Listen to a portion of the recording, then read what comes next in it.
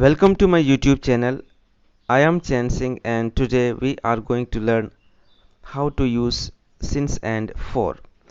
प्रिय विद्यार्थियों, इस वीडियो में हम लोग since और for का प्रयोग कैसे किया जाता है सीखेंगे. So let's get started. Since and for are preposition of time. Since और for preposition of time है, ये समय बताते हैं. Since and for give the answer to the question how long. It means they denote the time. Since और for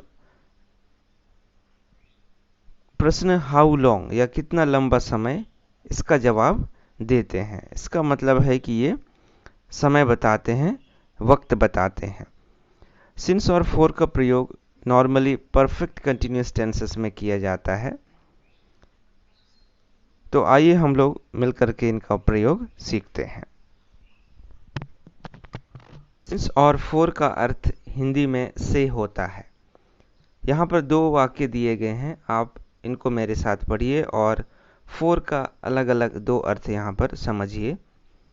I have been playing for 2 hours. इस वाक्य में for का अर्थ से होता है. Second sentence, This pen is for you. इस वाक्य में for का अर्थ के लिए होगा. Now let's see the difference between for and since with examples. First, I have been teaching English for 10 years. इस वाक्य में for का प्रयोग समय की अवधि को दर्शाता है. यहाँ पर कोई भी 10 साल हो सकता है, हमें कोई निश्चित समय नहीं बताया जा रहा है. जबकि I have been teaching English since 2011. इस वाक्य में 2011 से दिया गया है समय. इसका मतलब है कि हमें निश्चित समय बताया जा रहा है और काम के शुरू होने का स्टार्टिंग पॉइंट या समय हमको बताया जा रहा है. एक निश्चित समय बताया जा रहा है. तो यह स्पष्ट होता है कि for हमें अनिश्चित समय बताता है, समय की अवधि बताता है, जबकि since हमें निश्चित समय बताता है और किसी कार्य के होने का हमें शुरुआती समय बताता है. यहाँ पे मैंने बताया है कि कोई काम 2011 में शुरू हुआ था और यह अभी तक चल रहा है, वर्तमान समय तक. इस वाक्य में काम किसी समय भूतकाल में शुरू हुआ था और अब तक लगातार चल रहा है. Now let's see the use of since and for. हम लोग एक एक करके दोनों में अंतर समझते हैं. Since point in time. Since समय का बिंदु बताता है, जबकि for period of time और duration of time समय की अवधि बताता है. Second difference, definite time. Since क्या हमें बताता है? निश्चित समय बताता है, जबकि for इंडेफिनिट टाइम अनिश्चित समय बताता है. Third, starting point in time. Since हमें क्या बताता है? स्टार्टिंग पॉइंट बताता है, समय में शुरुआती बिंदु या काम की शुरुआती समय हमको बताता है. It defines when things started in the past and continuous until now. तो सिंस हमें बताता है कि कोई काम भूतकाल में शुरू हुआ था और अब तक लगातार चल रहा है, जबकि for हमें टोटल टाइम और ड्यूरेशन समय की कुल अवधि बताता है. For defines a period of time in the present, past और future. For हमें वर्तमान, भूतकाल और भविष्य के समय की अवधि बताता है. Now fourth difference, और यहाँ पे कैसे प्रयोग किया जाता है यह बताया गया है. सिंस का प्रयोग सिंस प्लस स्टार्टिंग पॉइंट या सिंस प्लस टाइम और date. For plus a length of time या फिर 4 प्लस नंबर या टाइम वर्ड का प्रयोग इस तरीके से किया जाता है. तो इसको आप वीडियो को स्टॉप करके अच्छे से पढ़ सकते हैं. नाउ सिंस और फॉर का प्रयोग किन शब्दों के पहले किया जाता है जो हमें वक्त बताते हैं? तो let's read together. Since is used before 2 o'clock. It means since 2 o'clock, since 3 p.m, since Monday. इसका मतलब है कि हम दिनों के नामों के साथ में हम since का प्रयोग करेंगे. since जनवरी, महीनों के नाम के पहले या उसके साथ हम लोग since का प्रयोग करेंगे. since 2010, ईयर के साथ में.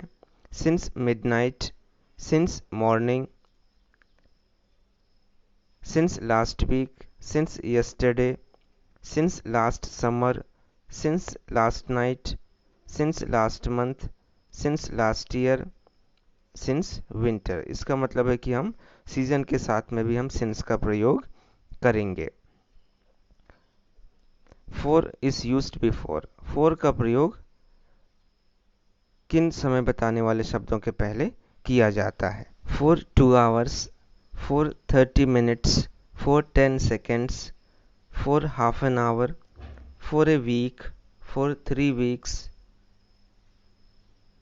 for 2 months, for a century, for a decade, for 5 years, for ages, for a while, for a long time, for a fourth night.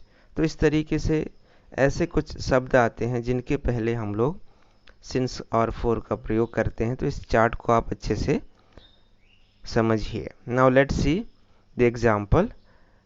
इस टेबल में मैंने सेम वाक्य को मैंने सिंस और फॉर के साथ में उदाहरण के रूप में दिया है. तो इसको आप अच्छे से पढ़िए और जो डिफरेंस है सिंस और फॉर के प्रयोग में वो हमें क्लियर हो जाएगा. First, I have been teaching English since 2011. यहाँ पर स्टार्टिंग पॉइंट बता रहा है 2011, तो इसलिए सिंस का प्रयोग किया गया है. 4, I have been teaching English for 10 years. यहाँ पे ड्यूरेशन ऑफ टाइम दिया गया है 10 years. Second, we have been living in Bhopal since May 2019.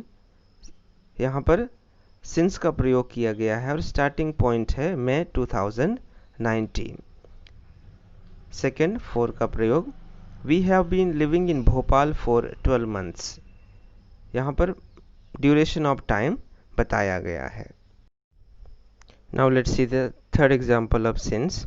Ram had been reading since 8 o'clock. यहाँ पर स्टार्टिंग पॉइंट दिया गया है कि राम ने 8 बजे पढ़ना स्टार्ट किया और वह काम अब तक चल रहा है. Third example of for, Ram had been reading for 2 hours. इस वाक्य में समय की अवधि बताई गई है. हमें क्लियरली नहीं मालूम कि राम कब से पढ़ाई कर रहा था. Now let's see the use of since and for, and here 4 sentences are given here. So this exercise will be homework for you. I hope that this video might have given you the clear idea how to use since and for. You can give the answer of these 4 questions or quiz in the comment box also. So I hope that this video will be fruitful for you. See you in the next video. Have a nice day.